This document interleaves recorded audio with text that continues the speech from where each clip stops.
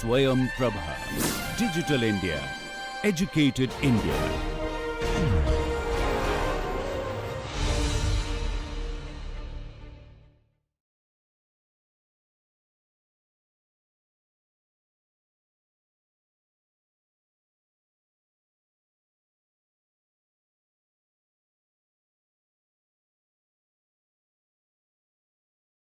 Okay, let's get started. Speakers. All right.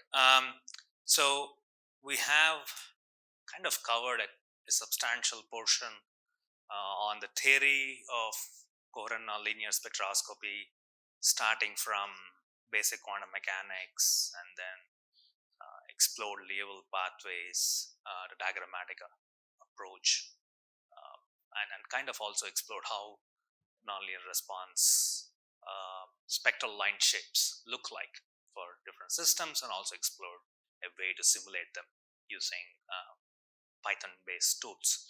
So today's class will be a slightly different one in the sense that we're going to explore various techniques that are required or that enable us to do the actual experiments. And of course, we are doing nonlinear spectroscopy. Remember, our excitation by definition should be in the semi-impulsive or impulsive limit, which means that you need to have as short of a pulse to generate and observe coherent nonlinear response functions. This is particularly true if you're working with materials where the defacing rates are extremely fast. For example, most of the material systems that I work with, everything is done within a picosecond. Anything beyond picosecond can be considered almost boring. Not true. I mean, when I say boring, in the context of coherences. So if I want to kind of capture just such fast responses, of course, I need to be able to generate extremely short pulses of light. For the sake of the discussion, we will limit ourselves to coherent nonlinear spectroscopy done in the visible near-infrared spectral range. As I kind of pointed out, 2D spectroscopy can be done in different spectral ranges, going from all the way in the UV to visible, near-infrared, infrared, as well as terahertz in between. So you can have all these kinds of probes for different material systems. For the sake of discussion here, we will stick ourselves with visible near-infrared range. So we should know how to generate those short pulses. We should know how to characterize those short pulses, and also how to kind of properly implement 2D spectroscopies in order to measure nonlinear response functions without any artifacts. Now, in this class, I'm going to cover two of these topics. I'm going to talk about methods to generate short pulses.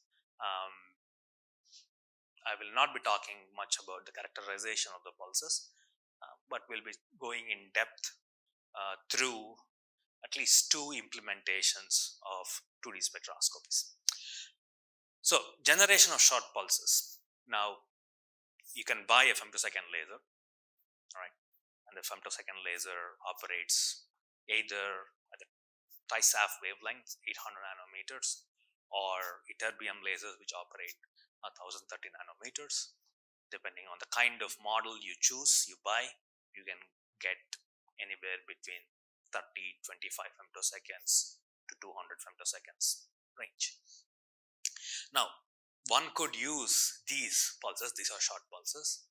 They could be what we call as transform limited pulses. When we say transform limited pulses, the optical phase is flat over the entire spectrum, right?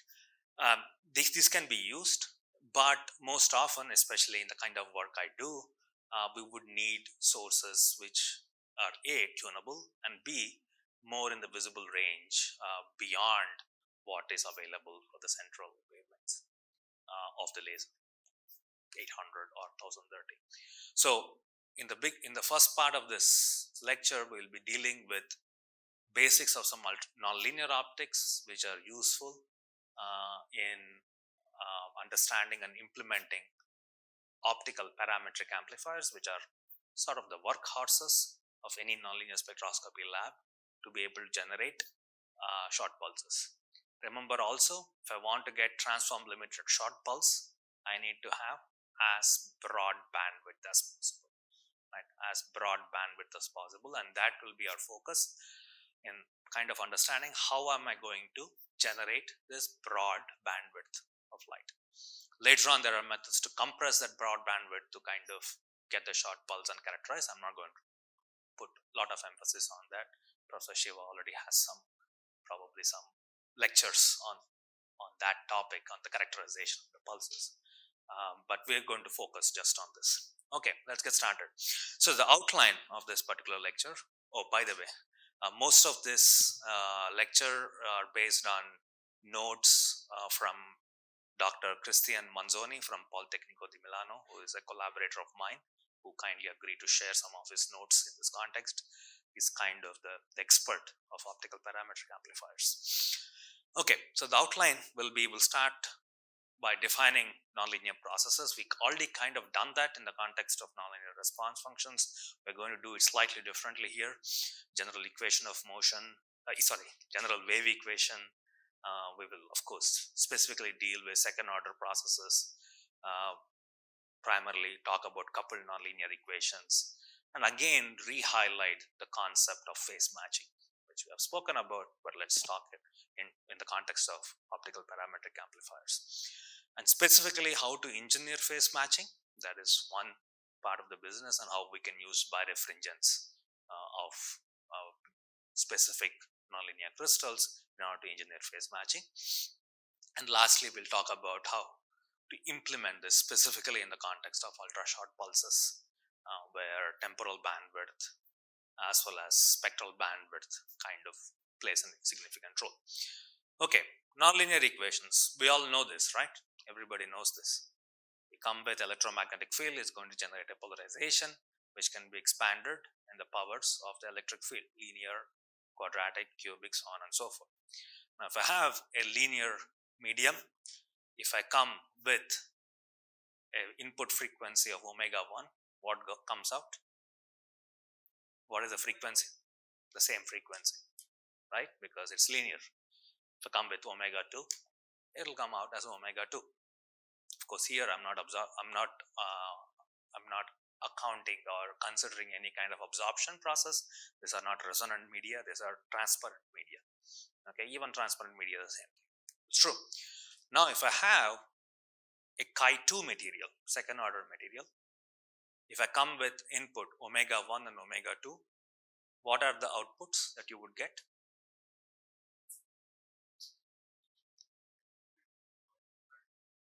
You say subtraction and addition. Is that the only thing? Exactly. So you'll also get omega 1, omega 2 because chi1 is going to be inherently present. But in addition, one can say, okay, I'm going to generate my sum frequency, my second harmonics, and difference frequency. Okay. Now, what determines which of these processes will be most efficient? So there should be something in the material which should be able to tell us, or experimental condition that will say, okay, second harmonic generation is most likely, or the most efficient process, or some frequency is most efficient process, so on and so forth. Or it could be that all of them can be happening at the same time, right? So that's what we want to kind of explore in this. And for doing that, we start with our Maxwell's equation for a wave propagating in medium.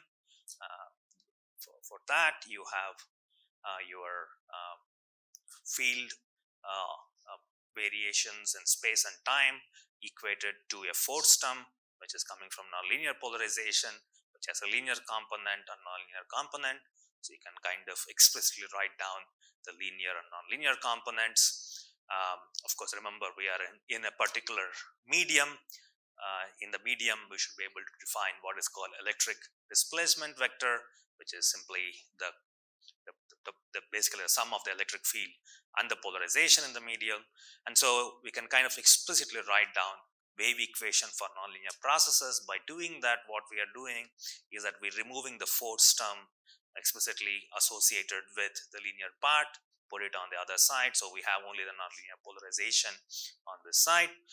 Now we are going to specifically consider a nonlinear polarization which is driven only by a second order process.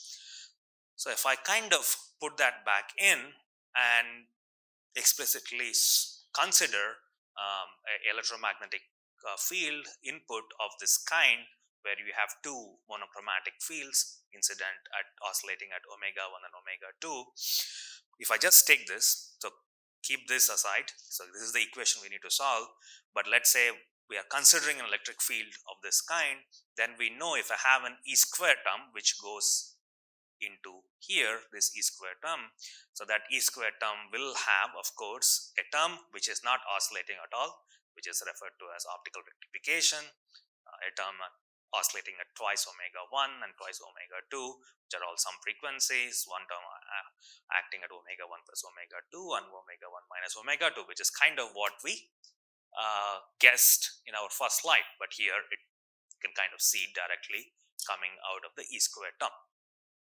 Okay, so what we do now, let's consider some frequency generation alone. So we're considering only the some frequency part, and let's say we want to understand how can I ensure if I come with omega 1, omega 2, the output should not be 2 omega 1 or 2 omega 2 or omega 1 minus omega 2, but I want omega 1 plus omega 2. How am I going to do that? So consider that. Then I can write my electric field, which is propagating in my nonlinear medium, will have three components. One oscillating at omega 1, other at omega 2, let's say other at omega 3. Okay, and this electric field, which is in the nonlinear crystal, which has three components, the input fields omega 1, omega 2, and a third field, which in this case is some frequency, this electric field should satisfy this wave equation. Right? Is everybody convinced of this? So the forcing term we know we considered only second order process, which means we are specifically considering system which has predominantly second order nonlinearity. So we can write my nonlinear polarization to be this. So I can expand this force term in terms of all the three terms. Okay, fine. So now I'm going to make basically this, I need to kind of put this and this into this wave equation, the expression for the electric field in a nonlinear medium, and explicitly write down also the expansion of the force term into the wave equation and solve this. It's kind of pretty complicated looking equations.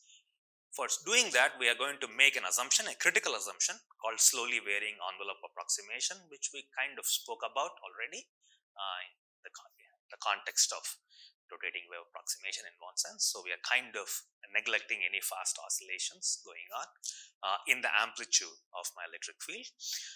And if I kind of put this approximation, kind of try to simplify the equations, what you will get out are these three coupled nonlinear equations, which kind of speak about the spatial variation of the amplitudes of each of these fields, right? This is the amplitude of the first field at omega 1. This is the amplitude of the second field at omega 2. And this is the amplitude of the third field at omega 3. Okay. A very critical part, of course, we know omega 1 plus omega 2 has to be omega 3. Because remember, we are trying to find the condition for the sum frequency generation alone. So omega 1 plus omega 2 should be omega 3. Sigma i's are some variables related to the nonlinear parameters of the crystal. The important thing that I want to highlight is that a critical time kind of emerges in all the coupled nonlinear equations, which is delta k, which is simply k3 minus k2 minus k1, which is the phase mismatch, which we have seen already in a completely different context, but here it reappears. Okay, So now we need to understand, okay, what should be this phase match? What should it be so as to kind of maximize the intensity of my third field? So what I want is that if I take a finite crystal of certain dimension, certain length L, as I send my omega and omega 2, at the end, when it passes through and comes out, I need to have maximum amount of amplitude in omega 3, which means my A3 should be, or A3 square should be maximized, right? That's my goal. So let's do that. Let's take a condition. As I said, we have a nonlinear medium, omega 1, omega 2, omega 3 is going. So to kind of solve these differential equations, what do we need? We need some sort of boundary conditions. Okay, let's say these are our boundary conditions.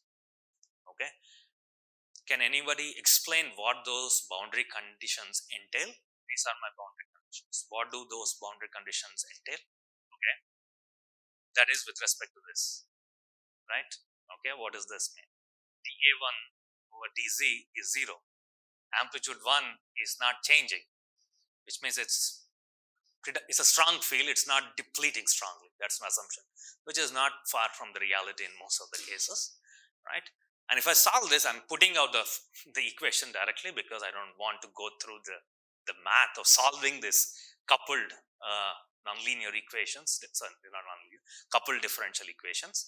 So if I solve this, then I can get the intensity, which is simply the square of the amplitude of 3, related to, or has this form, which has a very nice function here. It's a sin square function, which looks like this. Okay,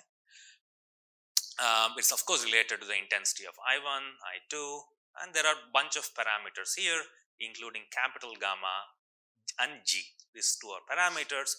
If I combine capital gamma, these are a bunch of parameters related to the refractive index of the material at omega 1, omega 2, omega 3, speed of light, the nonlinear refractive index sort of, and the frequency is multiplied by the intensity of I1, which is remaining constant. Okay, these are all basically conditions of the nonlinear crystal. But more importantly, you have this G, which is now related to both gamma and delta K. Delta K, which is the phase matching condition, right? What do you think is the condition if you say you can vary delta K, because all the other capital gamma is something given to you for a given material, right? You cannot really change that part. What do you think should be the condition on delta K in order to have maximal I3? Because that's what we want, right? We want the sum frequency to be maximized at the end of the interaction, right? So if you look at the equation, what should be my delta K? It should be 0, right? Which we kind of know. The most efficient generation when G goes to 0 or delta K goes to 0, right? That's because here, when G goes to 0, this sinc function is maximized, right? So for maximizing that, you need to have delta K to be 0 or close to 0. It will not be. G has to be close to 0, right? It cannot be entirely 0 because there is this other term here, capital gamma, but we know delta K should be equal to 0. So it kind of already we know this. When you phase match properly, you will maximize the nonlinear process, which we kind of knew it, but we kind of derived it in a completely different way. Let us look at a second process, which is actually very relevant to optical parametric amplifiers that we are talking about right now, which is difference frequency generation. Difference frequency generation, these are my situations here. I'm coming with omega 1, omega 2, omega 3, which is fine, which is what is given to me. And omega 1 plus omega 2 is omega 3, delta K is K3 minus K2, K1. And I'm going to start with the boundary condition to be this. Okay, remember, unlike previous case, in here, I'm coming with omega 1 and omega 3 and going out with omega 2. So I'm doing omega 3 minus omega 1, difference frequency here. Okay, that is the difference between the previous one and this one. In the previous one, we are coming with omega 1, omega 2, generating omega 3. Here we are coming with omega 3, omega 1, generating omega 3 minus omega 1, which is omega 2. And the boundary condition I start out with these two conditions, where now in this case I consider my A3 field to be maximum. It means it's not depleting at all. It's like it's a strong field. Okay. And A2, of course, is the field that I'm interested in, the difference frequency, and I'm saying at z equal to 0, the amplitude of the second field is 0. Okay, these two are boundary conditions.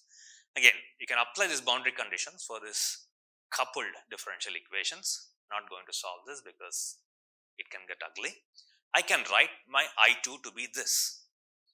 Okay, the sine hyperbolic function, complex looking function, is related to the intensity of I1 at z equal to 0, so on and so forth.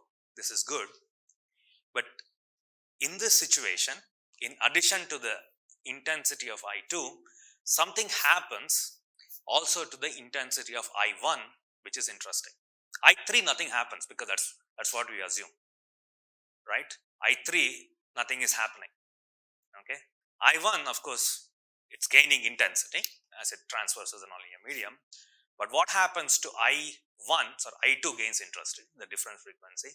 What happens with I1, which is relatively a weak field compared to omega 3. Omega 3 is a very strong pump. Omega 1 is typically called what is called a seed, which is a very low intensity injection that we can give. And you kind of see I2 to be this. It's like a complex looking, funny looking function, but it can be equated to some bunch of constant multiplied by an exponential function. It's an exponential function. Exponential function with respect to z, e power 2 gz. So you're going to gain intensity in the second field. You're amplifying. It's a parametric amplification of the second field. Okay.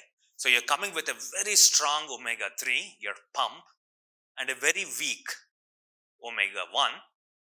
Okay. You're generating new frequency, difference frequency omega 2, but also you're amplifying omega 1. Okay. And typically, omega 1 is what is referred to as the signal, and omega 2 is what is referred to as the idler in a parametric amplification process. So this is the signal and this is the idler. Okay. So this is a very, very nice way of amplifying weak signals. Now, typically in a femtosecond lab, we are interested in broadband generation, right? Broadband pulses. What one can do, you would have all done pump probe spectroscopy or at least seen pump probe spectroscopy. You take a femtosecond pulse and focus it on any medium such as sapphire or YAG or even water. What does it generate? It generates white light. Okay, white light generation is an interesting process. We're not going to talk about it because it's a specific kind of process coming from a third order nonlinearity. But you can generate white light from literally, you focus the femtosecond pulse tightly on a transparent medium, you will generate white light. White light means it will have a broad spectrum. So you can say, hey, I'm coming with my femtosecond pulse on any medium. I generate broadband. I already have broadband pulses essential to generate my short pulses, right? But the problem with the broadband white light pulses is that the overall energy is relatively low. There's the first problem, which means you cannot really do spectroscopy with it. And compressing the white light is non-trivial. Can it not be compressed at all? It can be. Again, there are several interesting techniques to do that. But the phase relationship in general is pretty complex for a white light. So we want to now amplify this white light, but also get a nice phase pattern to it so that we can compress it later on. Now, optical parametric amplification kind of enables you to do that. You take your weak white light, which will be omega 1, which can be broadband. You send it through nonlinear medium, which is pumped by omega 3, and you will amplify your white light over a certain range. And we'll talk about what is the kind of spectral bandwidth it's possible, but that's the kind of the meaning of what we are trying to do now. Okay, kind of get the point of this. Okay, let's say I want to maximize my gain. If I want to maximize my gain, what do I need? I need to have, in this case, highest possible G, in this case, for which again you need delta K to be 0. Okay, here remember the G here is defined slightly differently compared to the G factor before. Okay, questions? Reasonable? So we started with wave equations, put that in, it kind of naturally flows. It's just different kind of boundary conditions that we have chosen. Okay, and the key factor, key takeaway for you is that you need to get the phase matching right, importance of phase matching. So for example, these are some examples of parametric gain achieved in various lengths of BBO type 1 and type 2. Sorry, these are all BBO type 1 crystals with different pumps. So this is with 400 nanometer pump, which is the second harmonic of TISAF. This is 800 nanometer pump, which is the fundamental of TISAF. A signal here, if I pump with 400, the signal will be in the visible region around 600 nanometers. If I pump with 800, my signal will be in the micrometer region. So I can kind of already choose, depending on the wavelength range I want, you have to choose an appropriate pump, right? Because you're doing a difference frequency generation. So you cannot take your signal to be at higher energy than your pump. Your pump is the maximum energy. That's always something to keep in mind. Okay, what is phase matching? Let's talk about phase matching in a very simple way, in a kind of slightly different way than what we have seen so far. Before we do that, any questions so far?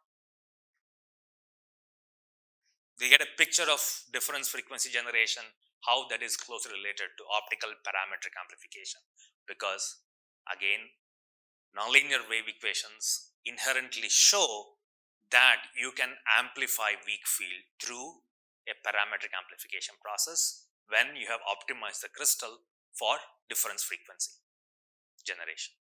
Okay, all right, let's talk about phase matching. Let's have, as I said in the beginning, we have taken this field.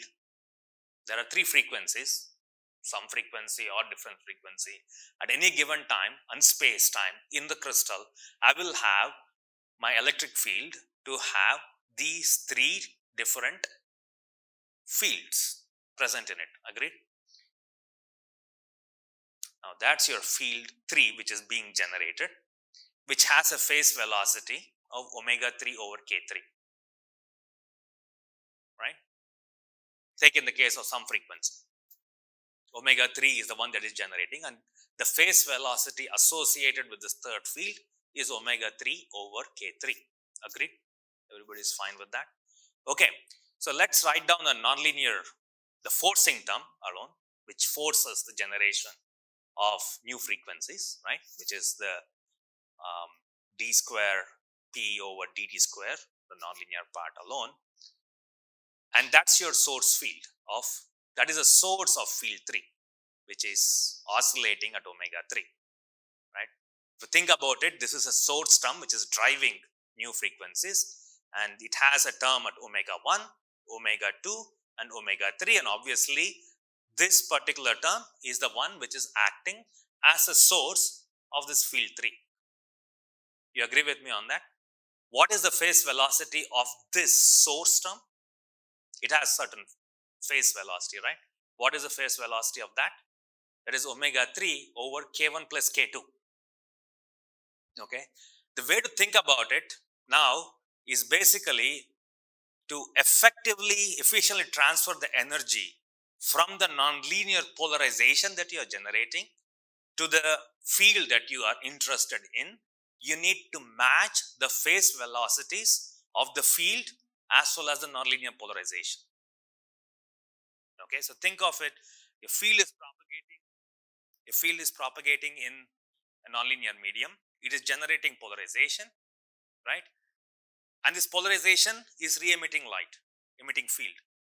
Now the phase velocity of, I think this mic is going, the phase velocity of the field and the polarization, which is the source term, has to match, and that is at the heart of a phase matching condition.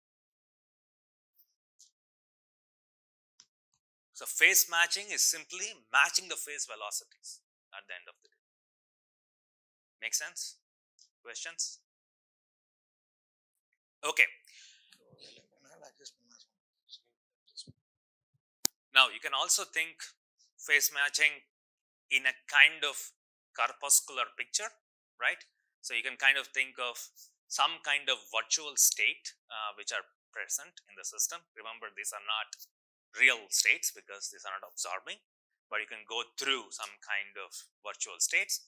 Some frequency generation, of course, is basically kind of a two photon process. You go to a higher lying virtual state which emits light, or difference frequency is where you go up and then you come down twice at exactly the same frequency. Okay, so energy conservation has to be satisfied and momentum conservation has to be satisfied in this process, and accordingly the phase matching condition, strictly speaking, what I have not shown so far is that you should of course write the vectorial forms. Okay, that is a very important thing. Now remember, this phase matching, the wave vector matching, we already know this in a sense, is done or can be achieved in either collinear way or non-collinear. It doesn't have to be that they are always collinear. It's not that omega 1 and omega 2 and omega 3 has to go in the same direction, right? So geometrical considerations come into the place. So in general, you will see, especially in optical parametric amplifier, there are two kinds of optical parametric amplifiers: collinear optical parametric amplifiers and non-collinear optical parametric amplifiers, OPAs and NOPAs. There are two different. In OPA, your signal, idler and the pump are all collinear with each other. In a NOPA, they are not. They are coming at an angle. Usually, you come with your pump into your crystal and then a seed at a slightly different angle. And along the direction of the seed, you have the parametric amplification, and a diagrammatically opposite end, according to phase matching condition, you will have the emission of the idler. Okay. Okay, this kind of goes through the detail of nonlinear processes. Okay, the important takeaway is that we are talking about some frequency and difference frequency. Different frequency happens to be the most relevant thing, which offers you to enable gain parametric gain and amplify peak fields using a nonlinear process. The important thing is, of course, phase matching condition, which is basically matching the phase velocities of the nonlinear polarization that you are generating and the field that you are interested in. Okay, and the phase matching condition will intrinsically have geometrical considerations, which we already know because of our exploration of 2D spectroscopy, but in this case also it matters. Okay, now you can ask, how do you engineer phase matching? How do you kind of decide or design a crystal to work in a particular way? So now, if I take this, let's say for now, vector conditions are satisfied, all the geometric considerations are satisfied, then if I say K3 equal to K1 plus K2, that's our phase matching condition. You agree with me? Of course, I can write my wave vectors also in terms of my angular frequencies and refractive indices, right? So I can now write the same condition as omega 1 n1 plus omega 2 n2 is omega 3 n3. You agree with me? So in other words, omega 1 of n1 plus omega 2 n2 is equal to omega 1 plus omega 2, because you know by energy conservation omega 1 plus omega 2 has to be omega 3 times n3. Reorganizing, you get omega 2 times n2 minus n3 is equal to omega 1 times n3 minus n1. Remember, n1, n2 and n3 are the refractive indices at omega 3, omega 2 and omega 1 respectively. Refractive indices, especially in a medium, are strongly wavelength dependent. You agree with me on that? Everybody knows this, right? So typical dielectric media have a normal dispersion where dn over d omega is greater than 0. That's for typical dielectric media. So if I consider a situation where omega 1 is less than omega 2 is less than omega 3, n1 has to be less than n2 has to be less than n3. Okay, so if I take dielectric media of normal dispersion, as we can see, n1 is always going to be less than n2 is always going to n3, which means you will never be able to satisfy this condition, because this is always going to be less than 0, this is always going to be greater than 0, which means in normal dielectric media you will not be able to satisfy the phase matching condition. It take a moment to kind of get this absolutely clear, that if I take normal dielectric media, I will not be able to satisfy the phase matching condition for second order process. Okay. So in fact, phase matching is a very simple way of saying phase matching for second order process is impossible in isotropic bulk material. Dr. Christian Manzoni was telling at some point about the first paper of second harmonic generation, which was published in Physical Review Letters in 1961. That's probably the first paper ever produced. They were using light at 6943 angstroms, ruby lasers, okay, to generate second harmonic.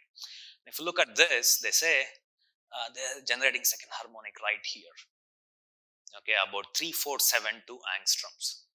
Now this is some kind of photographic film, right? And if you look here, they put an arrow here. Do you see any dot here? Do you see any dot? You don't. There is almost nothing. At least I don't see anything. The story goes that at the production stage, the dot was so small that the production team accidentally removed the actual data point, right? Because it was inherently so inefficient. This was done in some dielectric medium through a quartz crystal, actually. And quartz is a perfectly nice isotropic bulk material, that it is actually not the best material for second harmonic generation. They just had a new toy, a new laser. They put through enormous amount of power through it, and they saw something. Of course, see, remember that just because phase matching condition is not satisfied, nonlinear processes aren't happening.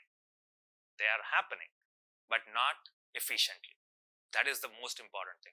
It is not digital that if you don't satisfy phase matching condition, nothing happens. That's not true. There are things happening. They are just incredibly inefficient, right? And so you want to be able to, in a condition where you can engineer the phase matching to optimize it, to make it as efficient as possible. So this is a kind of demonstration of how important phase matching is, right? Now to do that, there is a way to kind of go about it. For that, we need to kind of go back and revisit optical response of material. The isotropic response comes fundamentally because the response is literally isotropic in all three directions, because probably there are similar kind of bonds or electron clouds which are oscillating in all three directions. However, I could kind of think of a situation where my optical response is not the same along two different axes of a crystal, probably because the kind of bonds which are participating, the kind of electronic distributions in the crystal are not fundamentally isotropic. There is some intrinsic anisotropy in the response, and such kind of materials are referred to as birefringent materials. In a classic case you would have seen is of a calcite, where you put it on a particular angle, you will see two different images coming out of it corresponding to your extraordinary and ordinary beams. Basically, your material sees two different refractive indices depending on the direction that you are looking at, right? Of course, there is one direction which is defined by your optic axis, where the refractive index is not going to be different along any direction. But let's say if I'm looking at refractive index along of the extraordinary refractive index along certain angle theta, that changes depending on the angle I'm looking at. So at that angle, I'll have one refractive index, the ordinary refractive index, which is the same throughout at all angular distributions, an extraordinary refractive index, which is angular dependent. Okay. So you can kind of represent these refractive indices in these kind of ellipses, sort of. And if I can draw the ellipses for, let's say, two different frequencies, let's take, for sake of simplicity, special case of some frequency generation where omega 1 is equal to omega 2. So if I just take my ordinary refractive index of omega, this is my ordinary refractive index of omega, isotropic in all directions. This is the ordinary refractive index of 2 omega, again isotropic in all given directions. Okay, two nice circles. Now if I look at extraordinary refractive index, the angular dependence will look like this. It's an ellipse. Okay, along the optic axis, ordinary and extraordinary refractive index kind of matches, not necessarily in other angles. And of course, the extraordinary refractive index of a 2 omega is a bigger ellipse. Now, if I draw an angle at a particular theta, if I draw an angle, you will see, in fact, there is a point where my extraordinary refractive index of omega overlaps with the ordinary refractive index of 2 omega. In fact, if I go beyond that point, you will see that the extraordinary refractive index of omega is slightly higher than the ordinary refractive index of 2 omega. So what I said previously is kind of can be broken down. If I use a birefringent material and use appropriate polarizations, or let's say refractive indexes associated with different polarizations, I will be able to satisfy the phase matching conditions effectively. Okay, it's clear. So you have to use birefringent material to be able to satisfy phase matching condition. There are different kinds of interactions. So if I generally take omega 1 less than omega 2 as omega 3, there are three different polarization conditions. Now we have to define polarization of all of the three different frequencies. There are type 0 phase matching, type 1 phase matching, and type 2 phase matching. In type 0 phase matching, either all three frequencies are the same or either extraordinary or ordinary. Type 0 is typically done in what's called quasi-phase matching in periodically poled crystals. We will not talk about that. It's a slightly different kind of phase matching. But type 1 is when you have omega and omega 2 has the same frequency, in this case O, whereas omega 3 has an opposite polarization.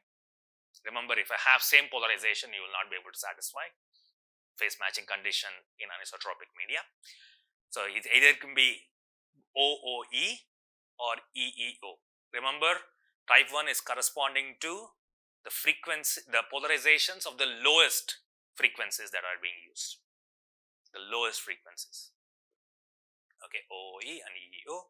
Type 2 is when the first input frequencies, I won't call it input, omega and omega, the lower frequencies, are oppositely polarized. Type 1 is when lower frequencies are same polarization, or type 2 is when they're oppositely polarized. Okay, get the point?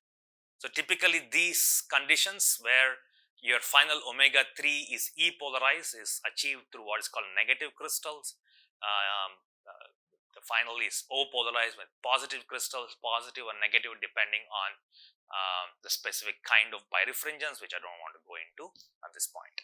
Okay, how do you find the appropriate phase matching condition? At the end, phase matching condition is to be able to calculate that theta for a given type of a nonlinear crystal. So you need to calculate that theta. Remember this theta where they exactly match. We need to be able to calculate that exact theta for a given type that satisfy this phase matching condition. Okay, that is at the heart of it. So if you want to design a nonlinear crystal for parametric amplification, you put in all the things and do it. And that will translate to numerically solving Selmayr equations for different birefringent crystals. Selmayr equations will tell you kind of empirical relationship of refractive index with your wavelength or frequency of light. This is an excellent source for different kind of nonlinear crystals as a handbook where you can find Selmayr equations. Typically, they are given like this. You have some Selmayr equations, which is some kind of expansion of your refractive index in terms of your frequencies, bunch of coefficients, and you can kind of get that coefficients for NO as well as NE, and you numerically solve this to find where your phase matching condition is satisfied. And some phase matching curves for visible NOPA is shown here. This is of course with considering a pump of 400 nanometers second harmonic of a TISAF laser. This is a type 2, this is a type 1, so on and so forth. Okay, so we can now calculate phase matching condition. Okay, now again going back, our goal is to amplify a broad bandwidth of light, relatively broad bandwidth of light, which means I need to satisfy phase matching condition not just for one frequency or one set of frequencies, omega 1, omega 2 through omega 3.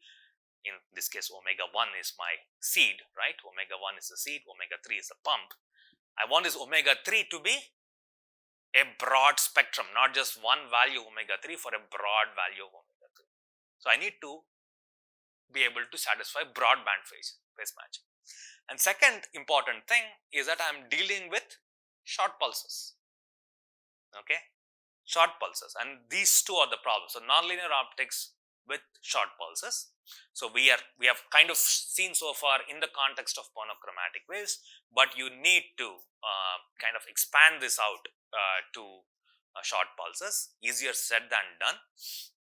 And remember also the pulses intrinsically travel at different speeds because of group velocity dispersion, and if they are traveling too far or too slow, they don't overlap in time. If the fields don't overlap in time, there will be no interaction.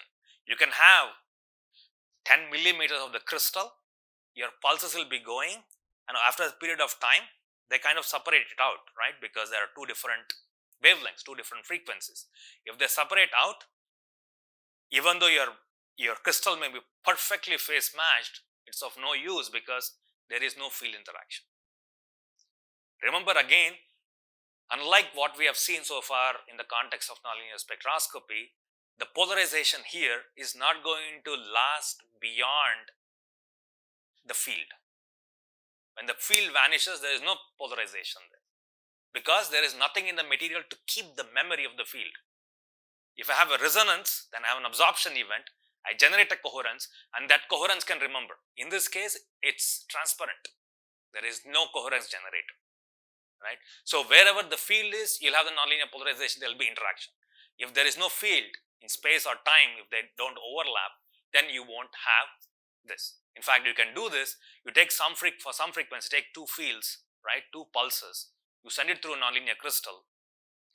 Okay, if they don't overlap spatially and temporally, you will not generate a nonlinear some frequency, right?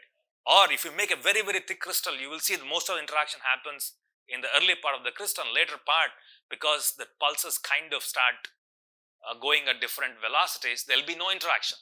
It's done. That's a very important thing. Third important thing is also that the pulses are intrinsically has certain bandwidth. They're not monochromatic. Even if I take omega 1, omega 2, it has certain bandwidth associated, and that's also under consideration. So broadband phase matching must be fulfilled. Now, interaction of the pump. Now this is some example. These are kind of simulations done by Christian to kind of highlight how different group velocities of pulses can lead to different kinds of behavior. For example, in this case, the signal and idler are going in the same direction in time. If you think about it, they're going with similar kind of group velocity, and then you see that the signal amplification happens only till about certain length scale, after which there is no more the overlap between the pump signal and idler pulses. In this case, visualize a signal and idler, and then so there will be no amplification anymore. In this case, they go kind of counter propagate in one sense. In one sense, one is trying to, they kind of go into the pump in one sense. Kind of complicated thing, but it's kind of simulation solving nonlinear wave equation with propagation in Z, and you see the signal amplifying for much larger part of the crystal. I want to show this just to highlight how important it is to kind of engineer this propagation group velocity dispersion, and this can be done again taking different kinds of nonlinear crystals. It can be shown. What is shown on the right is particularly happens in a type 1 crystal. This particularly happens in type 2 crystal. So if you are looking for a broadband parametric amplification, you would want to be sticking with type 2 interaction, not type 1 interaction, because of this reason. Okay. I mean, we can spend a lot of time on this particular section, but I don't want to, because then it kind of goes into a bit more detail of what this simulation means. But the takeaway is that depending on the kind of interaction, group velocity dispersion means that the interaction between the fields may not last the same amount of time and space, and that has to be taken into consideration. So it's not about just defining a particular field, particular crystal design. Okay, another important thing. Okay, let's take this. Two different conditions. Let's say our seed is a broadband white light. Okay, a broadband white light intrinsically comes with a large chirp, right? Large chirp. Your reds are going to come first, and the blues are come later, and they're going to arrive with, I don't know, usual white light chirps can be 300 to 500 femtosecond. Sometimes if you use even thicker crystal, because sometimes using thicker sapphire crystals to generate white light entails more stability, it can be even longer, 600 femtoseconds even. It's a large chirp, right? Now if I send a pump, let's say my pump typically is second harmonic of my fundamental, right? Take TISAF 800, 400 nanometers, right? Typically that's the pump will have around 100 to 150 femtoseconds temporal width. Now it so happens that if I come with that pump in this case, which is temporally narrow compared to the chirp in your seed, then you will only amplify only one part of your seed. You won't have the broadband amplification. Okay, so it's very important to ensure that the pump is chirp matched sort of with your seed. Okay, if there is too much chirp in your white light, and your pump of your OPA is relatively narrow in time, then you won't have efficient optical parametric amplification. Okay, clear? So sometimes you may want to chirp your pump slightly in order to maximize and get larger bandwidth in your amplification or broader signal. Clear? This part is clear? Okay, so now comes the tricky part. I will do all of this, but how do I know my crystal is made for broadband phase matching? Okay, so if I go back and look at things, I need to ensure delta k equal to 0. All this is good, kind of revisiting this part. Delta k is 0, but all these things when we kind of discussed, we kind of said delta k should be 0, but I can only satisfy this at one particular frequency, at particular wavelength. How can I ensure that's going to happen throughout? Going back, just you can make delta k 0 in some places at one particular frequency, but you could also ensure delta k is as close to 0 in the rest of the places. So that's the thing I want to highlight, that sometimes in nonlinear optics, specifically for harmonic generation, it is not just about making sure delta k is always 0. Sometimes you may have to compensate. You want to give up the strict delta k 0 in order to get amplification over a broad spectral range. That's something that I want you to keep in mind strongly, and that's a very important part, right? For example, this is a calculation of parametric gain done for a BBO again. In this case, a collinear consideration is 28.9 degrees is the cut theta with respect to the optic axis, and pump at 400 nanometers, and there's an optical gain. And here you see your delta k, your phase mismatch is 0 only at two different points. And of course, where the phase mismatch is 0, you see maximum amplitude or maximum gain, kind of expected. But it is not 0 elsewhere. It is finite. It is finite. Right? That's an important thing. Now you will see this is not that atypical kind of spectrum from an OPA with kind of two horns in between. That's kind of thing. But more importantly, now I can potentially change this phase matching condition slightly by a very simple trick. By tuning the crystal. That's a very important parameter in OPAs, where you take the crystal and slightly turn it. And this is calculation. You go from 28.9 to 29 degrees, 29.1, like 0.1 degree change. And you see the phase matching now is changing. So does the optical gain and the spectral bandwidth. Okay. So the takeaway message here is that don't try to phase mismatch or make the phase mismatch 0 over a broad spectrum. It's not going to happen. But try to minimize it as much as possible. Find the condition at which it's minimal over as much broad spectral range as possible. Okay, it might happen that you will have it 0 absolutely, maybe 1 point, maybe at most 2 points. But make sure it's kind of close to 0 over broad spectral range. In fact, whichever range you will choose it to be close to 0, that will be the spectral bandwidth of your amplification. Okay. Second thing, when you actually implement it, small tuning in your angle can dramatically change the phase mismatch condition, because you're kind of changing the angle between angle of incidence and your optic axis at the end of the day by angle tuning, and with that you can kind of have dramatic effect. So be extremely careful of how you place your nonlinear crystal and how much control you would need over tuning the crystal. So kind of take away, if you want to have broadband pulse, take your laser, generate white light. It will be a broadband. Okay. Then from the laser, generate your pump, either second harmonic, third harmonic, also fundamental if you want. Okay. Design an appropriate nonlinear crystal for which difference frequency generation at pump minus signal frequency is optimized. You want broadband, don't go for delta k absolutely 0 over broadband. It's not possible. Solve the Selmayr equation so that you will get as broad range as possible. Okay.